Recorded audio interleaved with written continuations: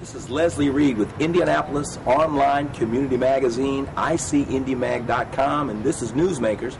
And Newsmakers is at the Mayoral Forum tonight on the north side of Indianapolis with candidates Jose Evans and candidate Ron Gibson speaking tonight to a community crowd.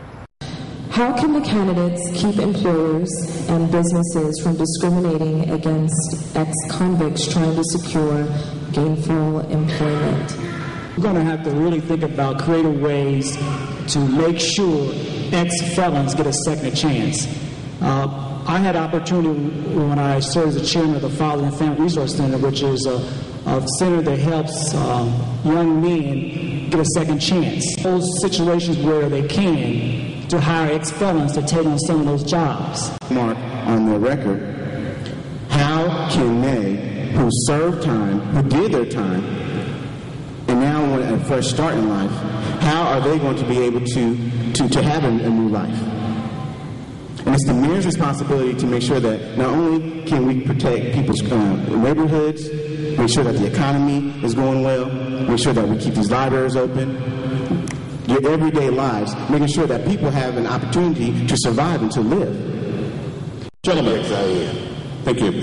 Gentlemen, a budgetary question. City Controller David Reynolds has said that the City of Indianapolis can expect to lose between $20 and $35 million next year due to property tax caps. In addition, the City of Indianapolis is also expected to lose another $20 million a year in declining revenue from the State of Indiana in sales and income tax revenue. Considering that and the city's growing demand to address crime, infrastructure, what specifically will you do to deal with the city's budgetary issues?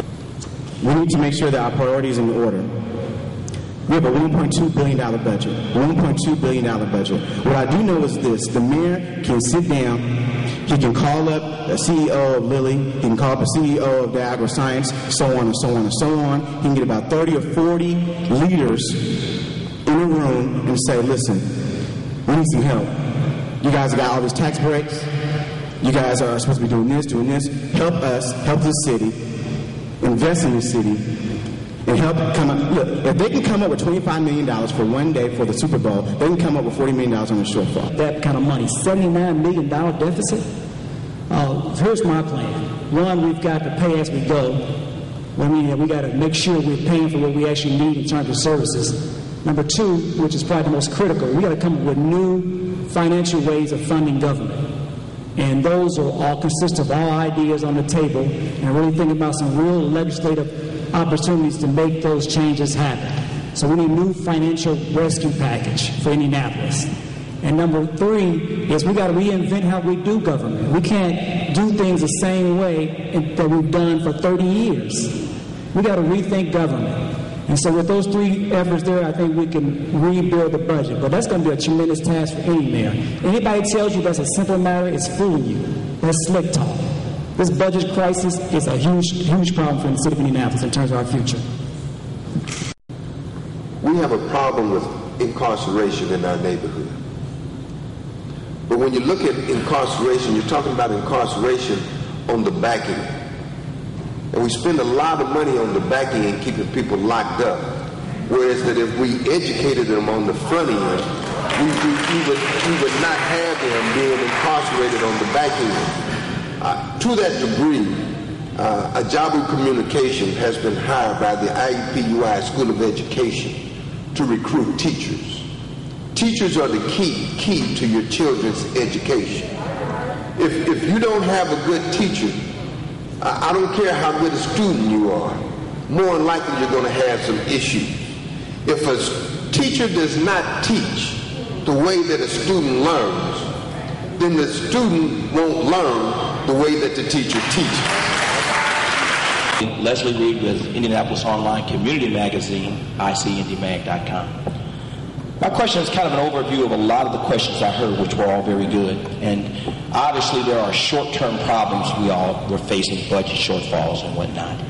Our economy, it seems, in Indianapolis has grown a lot because of the convention, sports, and amateur. And we see that the ebb and flow of monies that relate to that. And visitors come in and spend money, and give tax money.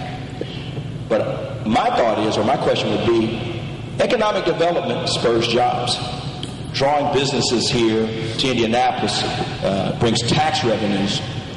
So, as to Reverend Ajabu's comment about the back end, how about the front end for the future? How do you both feel about economic development as a catalyst of raising more money instead of worrying about the losing of money? And also, what plans or initiatives might you have in the economic development area, drawing businesses and attracting businesses to Indianapolis that would spur growth, spend money, and thus grow it for the future? Economic development. That's two phases to that. One, you got to figure out how to attract and retain employers. And let's talk about that briefly. We've got to come up with incentive ways to do that, whether it's tax credits, tax abatements, or other ways to incentivize them to stay in Indianapolis. On the other side of it is, the human capital side is people. And how do you get them qualified to take those jobs, and how do you give them access to those jobs? So on the human capital side, we need to have transportation. We've got to have that mass transportation piece. If we think we're going to grow jobs in Indianapolis, we've got to have that. Even for the quality of life. As you grow older and be a senior, you're going to move around Indianapolis without driving a car. Our young folks should get around. We need mass transportation. Number two is we need training. Those of us who are blue-collar workers, we need training for other jobs. Get employed. So when you have a biomed company comes in, most of us don't even qualify for those jobs. The other part of this is technology. We must have ways to the internet and build that media, that communication piece. Every citizen needs access to that. And that's how you create economic development, in my opinion. About a month ago, I just came back from Israel, and I met with a couple of mayors in Israel. And one of the things I was trying to find out, I was learning about crime, economic development, so on and so on. And one of the things that Israel is doing is that in order to keep the citizens there, in order to lower the crime rate, in order to better the transportation, what they're doing is they're making their cities what they're called education cities. And what education city pretty much is, I only have 40 seconds, it's an environment where the city is investing in education in all forms. In the grade school levels, the high school levels, but more importantly, for adults. So if you want to learn about technology, then the city's providing and working with universities to make sure that that type of learning is available. They're working with some of the drug companies and other manufacturing companies, and it's a partnership. It's a partnership. And in Tiberias, the city about 30 miles west and east of Nazareth, is working. And I would follow that model. Comments tonight. Nick, what did you think about tonight's show? I'm really glad I came out tonight. It gave me insight not only to the two candidates, but more importantly about things we take for granted, maybe things we don't understand what's going on downtown with the mayor. You know, they had a lot of reference to what the current administration is doing, and I learned a lot, you know, in terms of this water bill being taken over, given to the citizens' gas, and the possibility of the water bill going up 400%. You know, I'm kind of amazed that they could even throw that kind of figure out there. Appreciate your comments, Nick. All right, thank you. If it's around Indy, we're around it. ICIndyMag.com.